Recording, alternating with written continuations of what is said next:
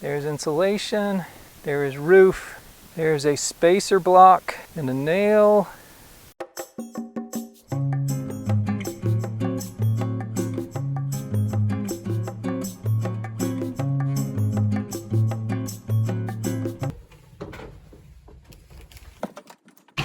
Well, it has been 3 years since we've installed the insulation up here in the attic suite. I have not so much as stuck my head behind the wall to see what's going on with the insulation in 3 years. So, you and I both will be seeing this at the same time. Well, not exactly the same time because obviously I'm going to record it and have to edit it and upload it, but I have not seen it yet as of creating what you are watching this very instant, if you understand what I'm saying. And I'm sure you do. I'm just confusing myself. Anyway, all right, well, let's go scope it. So I got on my mask and a long sleeve shirt so that I'm relatively covered before I climb back there in the fiberglass insulation. Don't want to get all itchy. I would wear my coveralls, but they're in the wash right now. All right, I just want to test out this lapel mic really quick. I haven't used it but once, and I haven't charged the batteries, so hopefully this will work. If not, we'll try something else.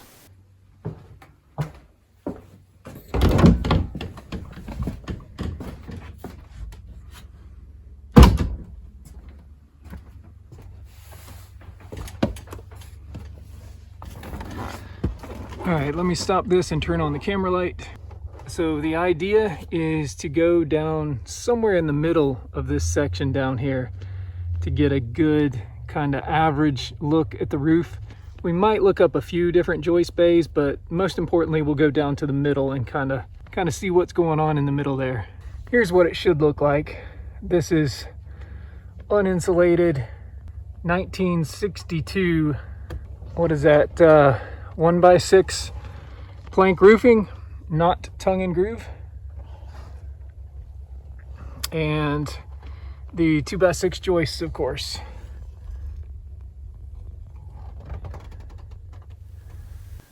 All right, let's see if we can get back here without falling through the ceiling.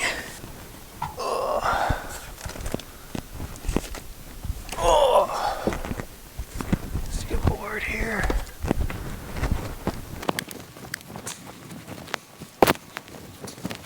All right, I'm getting close to halfway. Hopefully you can hear me. So you can't really see what I'm seeing down there, but I'm more than halfway to the end. So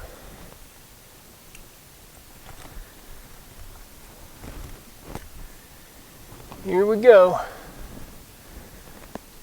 There's the insulation.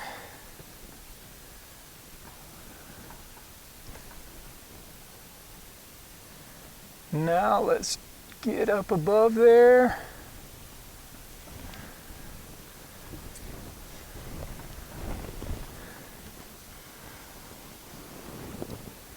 See, there's the wood, there's the insulation.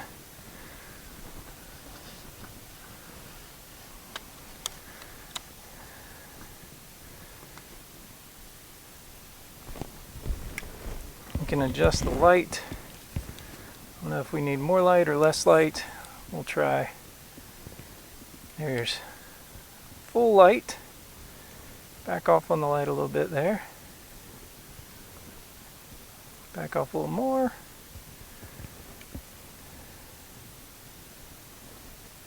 Yeah, it needs light.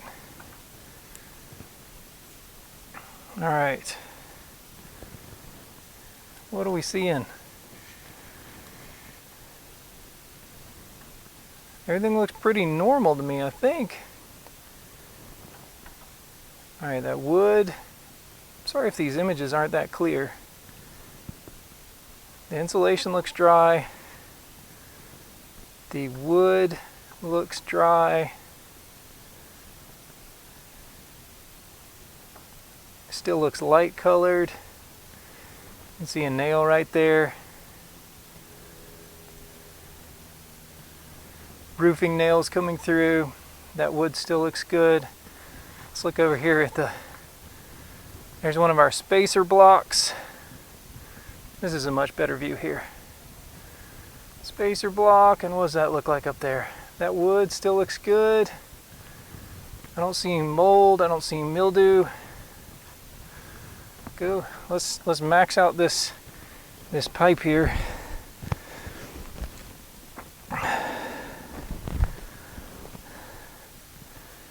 There's some of the spray foam where it came through. That joist looks nice. That sheathing still looks good. I'm holding on to the very tip of this pipe now. Let's see if I can go any further without losing it. And a handhold here. All right, my hand is all the way up in there. There's the joist again. You can see some light. It looks like coming probably from where this slanted wall ends, and it's up there in the attic. Maybe the ridge vent is letting some light through up there. But the wood looks pretty good. The insulation looks pretty good. I don't see any mold. No black stuff, no black dots, no green dots. Let me adjust the camera just a little bit to maybe get a different angle on it. I'll turn it up a little. That, we'll put it back up there. Hopefully I can do it. No, I'm not going to be able to do that. It's too tight.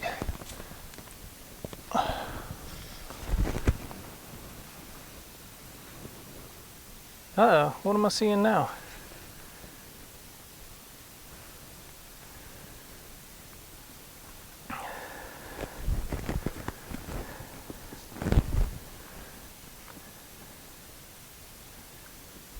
It doesn't look good.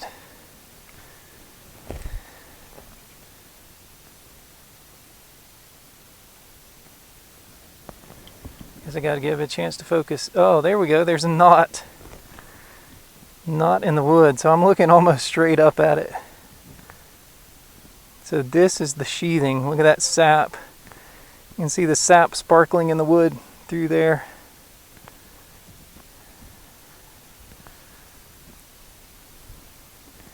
There's a nail, roofing nail. That wood looks good. More roofing nails.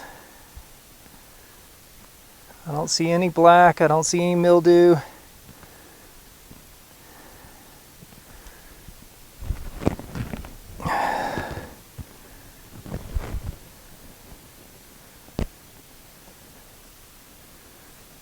Sap, shiny wood. Sap and shiny wood. Look at that. All right, now we'll tilt it down a little and look at the insulation if we can. So we'll give it a little tilt this way. Send it back up there.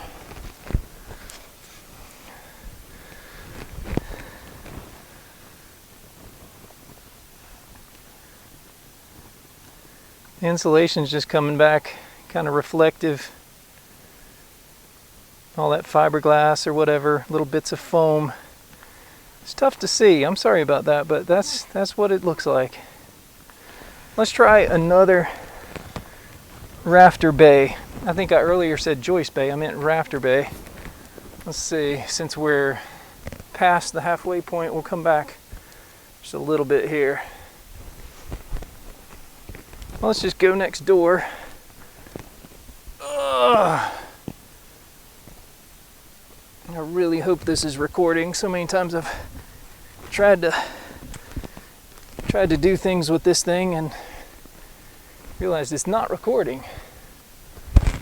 All right. Where's up?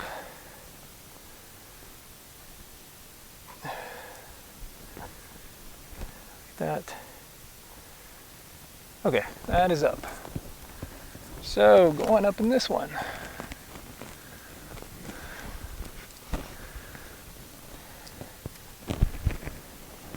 All right. There's the joist. There's the rafter. There's insulation. There is roof.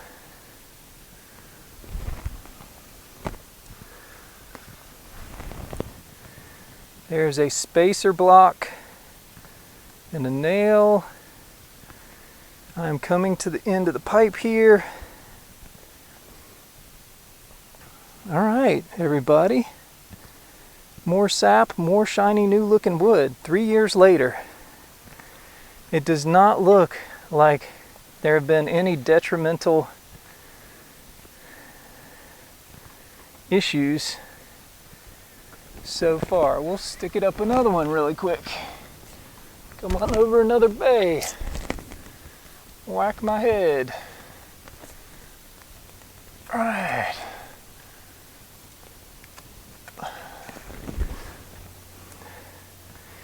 Here's another rafter bay.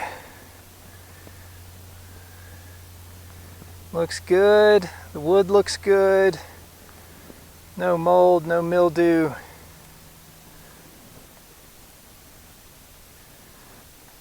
Sorry, this camera's getting a little wonky here. Come on now.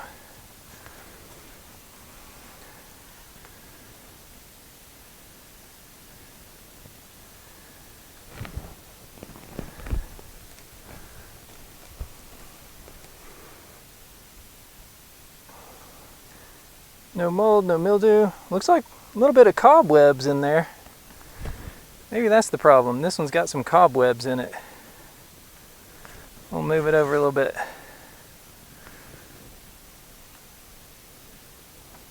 Wood looks good. I'm fully extended up in there. That's as far as it goes. Everything looks good. All right. Well, hopefully this turned out.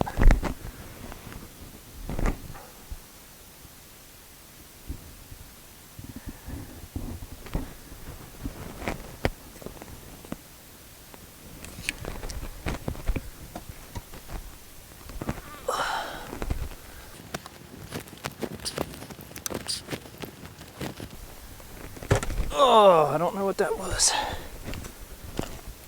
No, just the edge of a board. Get out of here.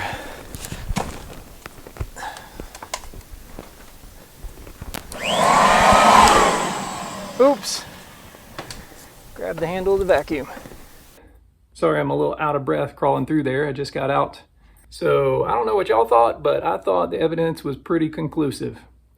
It looked to me like everything was nice and dry, no signs of mildew. The wood looked just as new as the day the insulation went in, and this is, 60-year-old wood. The house is from 1962, 60, 70 years, 70? I don't know. Yeah, anyways, so somebody might say, hey, between the layers of insulation, there could be some issues, but the way I see it, there's no issues with the drywall on this side, and there's no issues with the roofing up above that. And those are the important parts. There's no issues with the rafters. They look good. I obviously didn't check every single rafter bay, but I think we got a fair sampling. So it looks to me like there are no detrimental effects in using this foam board as insulation. Yeah, let me know what you thought. So far so good. 3 years in, I don't see any problems. All right, the rest of the video is just gonna be some extra footage I'm throwing in where I talk about the attic a little bit more, the insulation a little bit more, temperature, humidity, and some other stuff. So if you don't want to hear me rambling, you might want to check out now. But for those of you who are interested, maybe some of your questions will get answered in this next part. If you haven't seen the original video, there'll be a link in the description, and I'll also put a little box up there for you. Incidentally, the original video where I insulated or showed how I insulated this attic suite up here was and is so far my most viewed video of all times. Without you guys watching that video, I wouldn't be doing this today. It's not a very well done video. It's definitely shaky and I kind of ramble a lot, but it is what it is.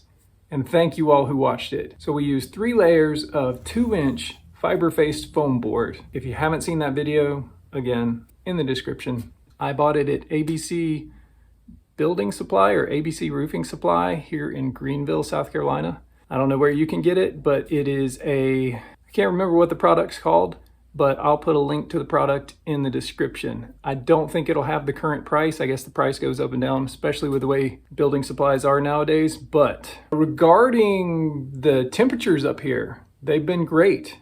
This is like a thermos bottle. We've got this little PTAC heat pump unit back here, and it produces more than enough heat and air conditioning to keep this place nice and comfy. I think this is about 500 square feet up here. Winter has been great. It's very dry up here. The heat pump keeps up nicely. You can hear it's not running right now. It was in the 30s this morning. I think it's about in the mid 50s right now. The summer, it does stay a little humid up here.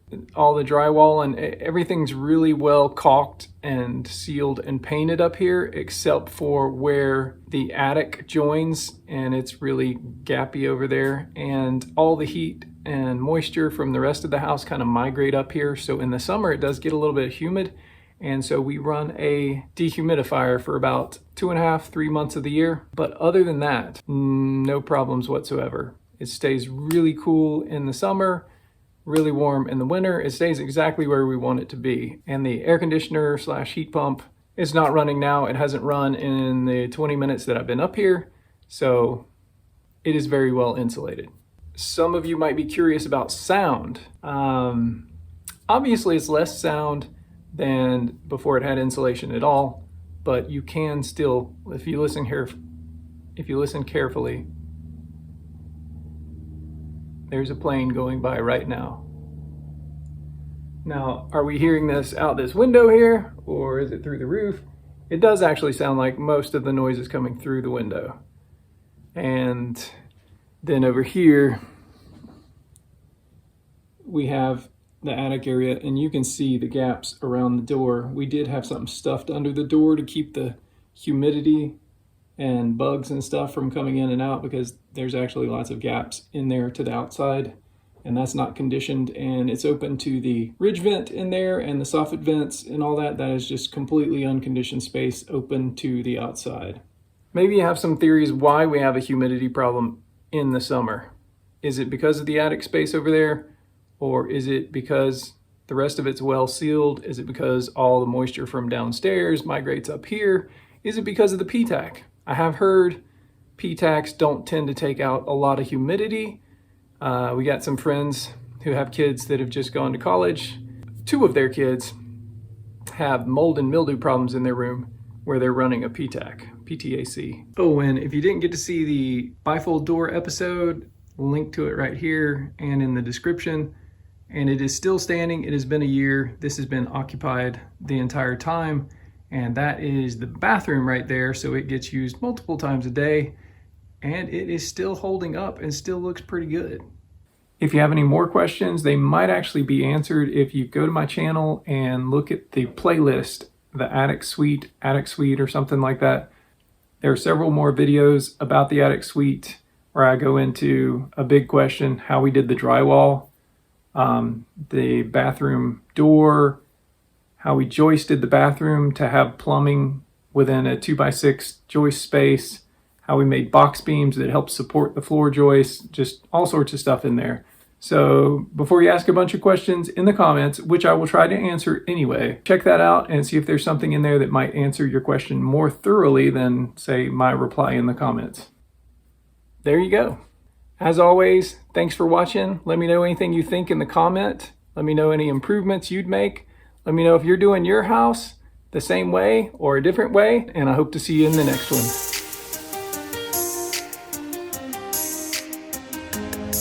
Oh, this is a big boy. Huh? Yep.